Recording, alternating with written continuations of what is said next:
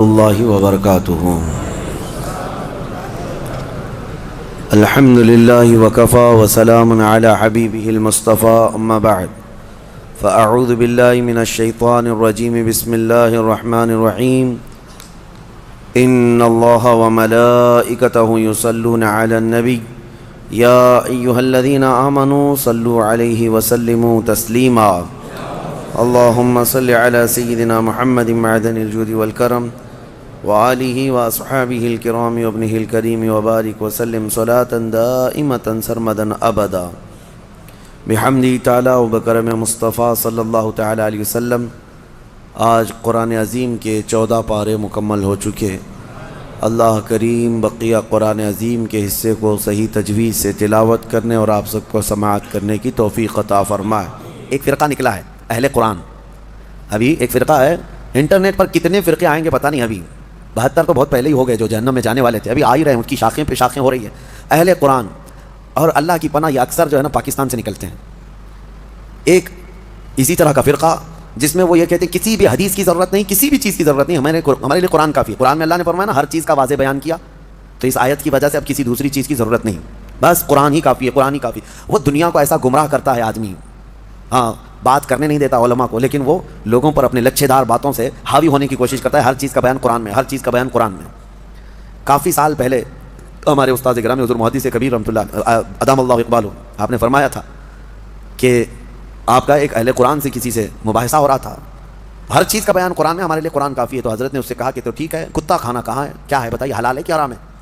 قرآن میں اس کا ذکر ہونا چاہیے، صاف صاف ذکر ہو کتا کھانا کیا ہے۔ اگر حلال ہے تو پہلے تم کباب بنا کے کھاؤ، اور حرام ہے تو پھر قرآن سے دکھاؤ۔ نہیں تھا۔ کیا قرآن میں ہر جانور کا پرٹیکولر نام ہے؟ نہیں ہے، فارمولے بتائے گئے ہیں۔ اور قرآن کو سمجھنے کے لیے رسول پاک کی حدیث ضروری ہے، کیونکہ وہی نور ہے جو اس پر روشنی ڈالتا ہے۔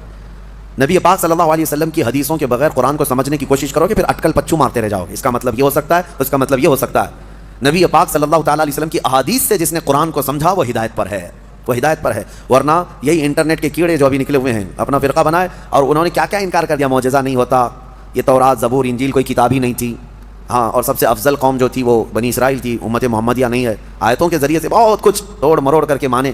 کہاں سے سمجھ رہا ہے؟ اس سے سوال کرو تو کہا ہم اپنی عقل سے سمجھتے ہیں، عقل سے سمجھتے ہیں، ان کو حدیث کی ضرورت نہیں، حدیث کا لفظ تک نہیں لیتے، وہ کہتے ہیں عقل سے، ہم اپنی عقل سے سمجھتے ہیں، اللہ نے ہم کو اتنی ہدایت دی۔ اگر ان سے صرف ایک سوال کر لیں، ایک سوال کر لیں، سب چیزیں تمہارے لیے قرآن ہی کافی ہے نا۔ پہلی بات تو یہ بتاؤ کہ یہ قرآن تم تک آیا کیسے؟ کیا تمہاری عقل پہ ڈائریکٹ نازل ہو گیا، جبرائیل امین لا کر کے دے دی؟ کہاں سے آیا قرآن؟ اس کی آتھینٹسٹی چاہیے، تو ان کو بولنا پڑے گا، ان کو بولنا پڑے گا کہ رسول اللہ پر نازل ہوا، اور اس کو جمع کس نے کیا؟ کس نے کیا؟ عام لوگ جانتے ہیں، صحابہ کرام نے جمع کیا۔ اب صحابہ کرام سے تابعین میں آیا، تابعین سے پھر اولیاء امت میں آیا، یہ ایسے ہی چلتا چلتا قرآن ہمارے تک آیا نا۔ اب یہ صاحب یہ بیچ کے سارے سند ہٹانا چاہتے ہیں، نہیں، ہم کو ڈائریکٹ چاہیے۔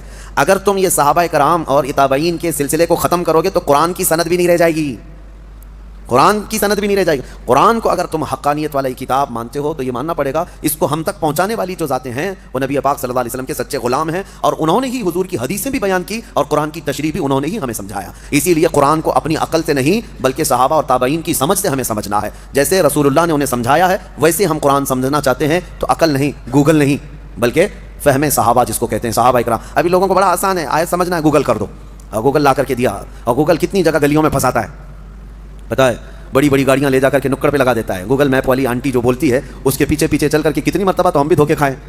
ہاں، ہم کو جو ہے دلی سے نکل کر کے گاڑی میں 6 لوگ تھے، میپ لگا کر کے چل رہے ہیں، میں کہا کہ مجھے پتہ ہے راستہ، ڈرائیور صاحب رامپور کے تھے، کہے کہ نہیں میپ سے چلیں گے، رات کے 2 بج چکے ہیں، میپ سے چلتے چلتے کچے راستے پر لے کے گئے۔ میں کہا بریلی کا راستہ اتنا کچا تو نہیں ہے، دلی ایئرپورٹ سے بریلی جانا ہے، کچے راستے پر لے جا کر ایک جگہ ڈیڈ اینڈ آ گیا، کچھ بھی نہیں، اور بیریکیٹنگ ڈال کر کے پولیس لوگ کھڑے ہیں، ٹارچ ہمارے اوپر مارنے لگے۔ کہا ادھر کیوں آئے؟ ہم نے کہا کہ ہم بریلی جا رہے ہیں۔ انہوں نے کہا یہ تو سب جیل ہے، یہاں کیسے آ گئے رات کے 3 بجے؟ تو یہ ہے گوگل وہاں تک پہنچاتا ہے۔ بہت سارے لوگ صرف جو ہے نا آیتوں کو گوگل کر کے وہیں تک جیل تک جانا چاہتے ہیں۔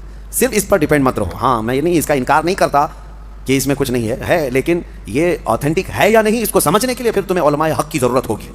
آج جو فارورڈ ہو رہے ہیں نا سارے میسیجز، حدیث حدیث حدیث کہہ کر وظیفے وظیفے وظیفے، اس کے لیے بھی کیا تمہارے پاس اتنی عقل ہے کہ حقیقت میں یہ بخاری کی حدیث ہے یا نہیں؟ کیسے پتا تمہیں؟ یہ مسلم شریف کا اس میں ریفرنس دے دیا، کیسے پتا تمہیں؟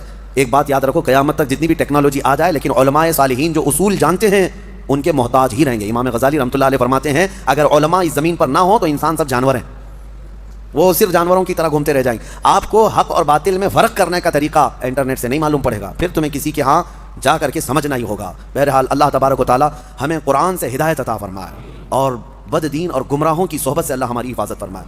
جو اہل قرآن جو نیچری فرقہ ہے, اللہ تعالیٰ اس سے آپ کی حفاظت فرمائے. جنہوں نے فرشتوں کا انکار کر دیا, شیطان کا انکار کر دیا, اور جنت کا, دوزخ کا, حساب کا, کتاب کا, سب چیزوں کا انکار کر دیا. وہ کہتے ہیں جو چیز نہیں دکھتی وہ ہوتی نہیں ہے, جو چیز دکھتی نہیں ہے وہ ہوتی نہیں. وہ جتنی دکھتی ہے اتنی ہی وہ مانتے ہیں, جتنی وہ دکھتی ہے ان کو اتنی مانتے ہیں. 9 مہینے تک اپنی بیوی کے پیٹ میں بچہ بھی نہیں مانتے.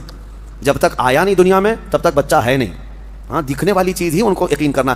اور دوسری ایک عجیب سی بات ہے, جتنی چیزیں دکھتی ہیں اسی پر ایمان لاتے ہو, اسی کو سمجھتے ہو, پھر یہ بھی کہتے ہو کہ گیلیکسی میں جو ہے اتنے سٹارز ہیں, کیا کیا ہیں اس میں, بہت سارے یہ ستارے گناتے سیارے ہیں.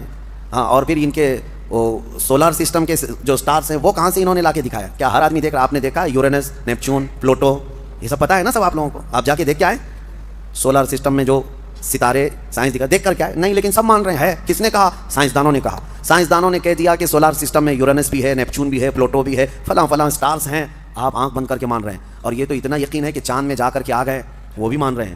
چاند کی ساری چیزیں مان لیے. تم دنیا کو سائنسدانوں کے کہنے پر مان سکتے ہو, ہم اللہ کے حبیب کے کہنے پر جنت و دوزخ کیوں نہیں مانیں گے؟